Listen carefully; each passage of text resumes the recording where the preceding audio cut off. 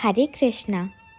आज मैं आपको श्री कृष्ण, द्रौपदी और पितामह भीष्म की कथा सुनाऊंगी। कहते हैं जिस गांव में बारिश न हो वहाँ की फसलें खराब हो जाती हैं, और जिस घर में धर्म और संस्कार न हो वहाँ की नस्लें खराब हो जाती हैं। इसलिए लोगों को भरपूर सम्मान दो, इसलिए नहीं कि उनका अधिकार है, बल्कि इसलिए कि आपके पास संस्कार हैं। यह कथा उस वक्त की है जब महाभारत का युद्ध चल रहा था। कौरवों की तरफ से पितामह भीष्म युद्ध लड़ रहे थे और पांडवों की तरफ से उनका साथ भगवान श्री कृष्ण दे रहे थे। जब अर्जुन का बाण चलता था, कौरवों की सेना में हाहाकार मच जाता था।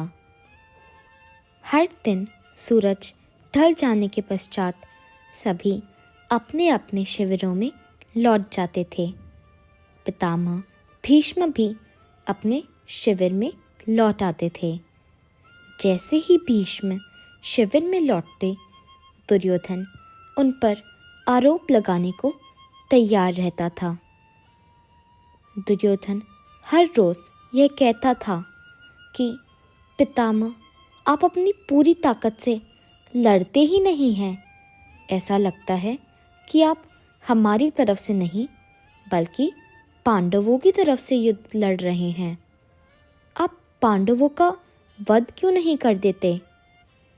दुर्योधन की बातों से आहत होकर एक दिन पितामह ने पांडवों का वध करने की प्रतिज्ञा ले ली। जब यह बात पांडवों की पत्नी द्रौपदी को पता चली, तब वह चिंतित हो गई और इसका समाधान ढूंढने वह अपने सखा श्री कृष्ण के पास पहुंची।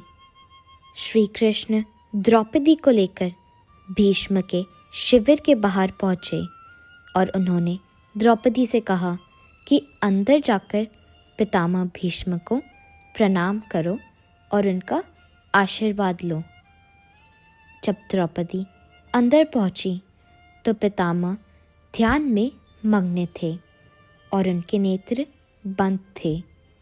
वहां जाकर द्रौपदी ने उन्हें प्रणाम किया और प्रणाम करते ही पितामह ने अखंड सौभाग्यवती भव कहते हुए द्रौपदी को आशीर्वाद दे दिया।